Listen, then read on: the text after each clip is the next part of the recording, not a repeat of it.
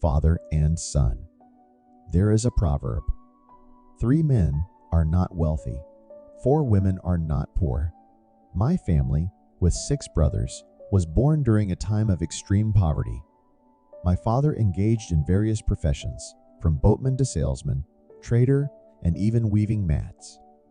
However, due to the large number of children in the family, meals were often just enough to stave off hunger. The most dreaded time was winter, when hunger combined with the biting cold, making it truly frightening. The cold could cut through flesh and bone. I remember being about 4 or 5 years old, wearing only a thick green fabric shirt.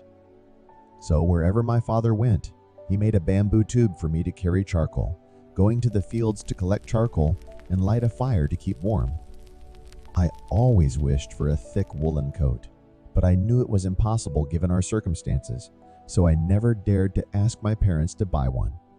Whenever I caught a cold, probably from playing with fish in the cold northern wind in the evening, my father would ask my mother to cut one of his woolen coats into a smaller one for me. My mother hesitated because it was my father's only coat, and he had to go boating on the river, so without that coat, how could he endure the cold? My father reassured her, "Our child is smaller and less resistant to the cold." I warm up quickly after working for a while. That woolen coat became the most precious item in my life. My older brothers were working and attending school simultaneously. When night fell, the whole family huddled together in our small house, with the wind whistling through the thatched roof. Due to a shortage of blankets, everyone had to sleep on thick straw piles. I got to sleep with my father, and he held me close. My small, freezing feet were tucked between his legs, and my hands were snugly pressed against his body for warmth. I still remember the sensation of the itchy straw against my body, but as long as it kept me from the cold, I buried my head in it, whispering to my father, "When I have money, I will buy the warmest blanket for you." Now that my father is over 70 and I have grown and achieved success, I bought the most modern electric blanket for him, warm and comfortable. My father seemed to like it, but never used it. He said, "I'm used to the old woolen blankets." Those old, worn-out, dark-colored blankets with a musty smell.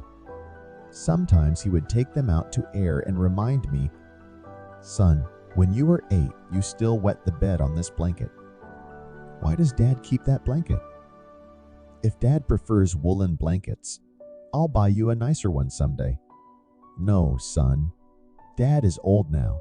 Any blanket will do." I bought him an ultra-lightweight woolen blanket. I was afraid those old blankets would weigh heavily on him. But for some reason, he always stored the new blankets and only used the old woolen ones.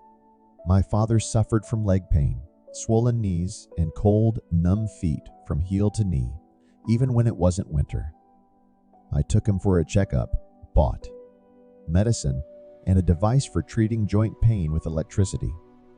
Whenever his feet felt numb, running the machine would warm them up and alleviate that pain. I even had someone cut traditional medicines in the South and bought the best herbal wines. My father said, "Why spend money, my boy? Dad feels better now." One day, his feet were cold again, and the power went out, rendering the modern machine useless. "Let me massage your feet, Dad. It'll warm up in a bit." I massaged his feet, vigorously rubbing with both hands to generate heat. Father and son sat in the dark. My father's legs were too thin, and the strong legs from my childhood were now waiting for my small, cold, and tender feet. I reminisced, longing for the straw piles from the past.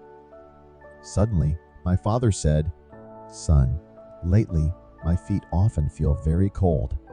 Find a wife for yourself so Dad can meet his youngest daughter-in-law." I remained silent. I thought about buying this and that for my father, not knowing what he needed most from me. He gently said, "Dad's feet have warmed up now. This feels more comfortable than using that electric machine too much." My father didn't know that I had inadvertently shed a tear onto his foot. Tears are always salty and warm.